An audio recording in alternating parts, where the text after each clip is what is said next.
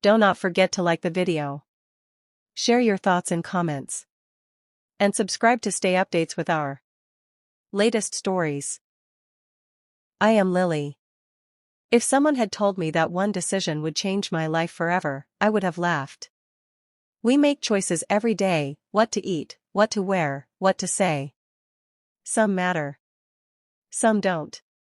But this one? This one still haunts me. It started on a cold winter evening, the kind where the air bites at your skin, and everything feels heavier. My husband, Daniel, sat at the kitchen table, staring at a stack of unpaid bills. The weight of our struggles pressed down on us like an unseen force. "We can't do this, Lily," he muttered, rubbing his temples. "We're drowning." I glanced at our children, Jake and Emily. Jake, our 8-year-old, was drawing quietly in the living room. Emily, only 4, hummed to herself, oblivious to the storm brewing around her. Then the phone rang. It was my cousin, Margaret, from another city. She had a good life, a stable job, a big house, no children of her own. She had met Emily once and adored her. Now, she was offering to take Emily in, to give her opportunities we couldn't afford. "I can give her a private school education," Margaret said. "She'll have everything she needs." My heart clenched. The idea of letting Emily go felt like ripping a piece of my soul away. But what kind of mother was I if I couldn't provide for her? Wouldn't it be selfish to keep her here, struggling, when she could have a better life? Daniel was hesitant, but I convinced myself it was right. 2 weeks later, we packed Emily's small suitcase. She was excited about the big house and the new adventure. I kissed her forehead, holding back tears, whispering, "Mommy loves you so much." As she waved from Margaret's car, something inside me twisted painfully. But I told myself this was for the best. I just didn't know how much I'd regret it. The first few weeks after Emily left, I kept telling myself it was temporary. Every night, I looked at the empty spot in her bed and reminded myself that she was safe, that this was the right decision. Margaret sent photos of Emily in her new room, dressed in pretty clothes, playing with new toys. She looked happy, and for a while, that gave me comfort. But then, the calls started getting shorter. At first, Emily would chatter excitedly about her new school, her new friends, the big garden in Margaret's house. But over time, something changed.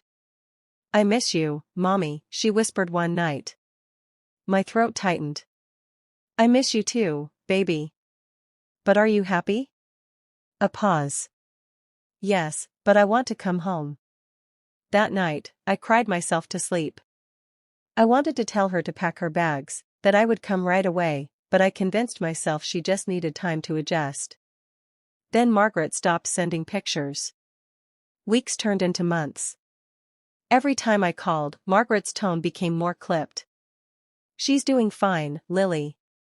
She's just busy." Once, when I finally got Emily on the phone, her voice sounded distant. "Are you okay, sweetheart?" I asked. "Yes, Mommy." But it wasn't the same. The sparkle in her voice was gone. Jake noticed, too. One evening, he sat beside me, holding one of Emily's stuffed animals. "Mom, when is Emily coming back?" I forced a smile. "She's happy where she is, honey." Jake frowned. "Then why does she sound sad?" I had no answer. The feeling in my chest grew heavier, like something was terribly wrong. And deep down, I knew, I had made a mistake. I never should have found out the way I did. One evening, scrolling through social media, I froze. A picture of Emily appeared on Margaret's page. But this wasn't the happy, smiling child I remembered. Her eyes were downcast, her shoulders slumped. She looked lost. Something inside me snapped. I called Margaret immediately. She didn't pick up. I called again. And again. Finally, after what felt like hours, she answered. "Lily, I told you. Put Emily on the phone. Now." Margaret sighed. "She's fine. You're overreacting." "Margaret, I swear to God, if you don't let me talk to my daughter. A shuffle. Then a small voice. Mommy? Tears filled my eyes. Emily, are you okay? Silence. I felt my stomach drop. That night, Daniel and I packed our bags and drove to Margaret's house. When she opened the door, she looked annoyed, as if we were intruding. She's fine, Lily. You're just being dramatic. I pushed past her. And then I saw my daughter. She was standing in the corner of the room, clutching a stuffed animal. She looked up at me, her lower lip trembling. Mommy? I fell to my knees, pulling her into my arms. I'm here, baby. I'm here. Margaret crossed her arms.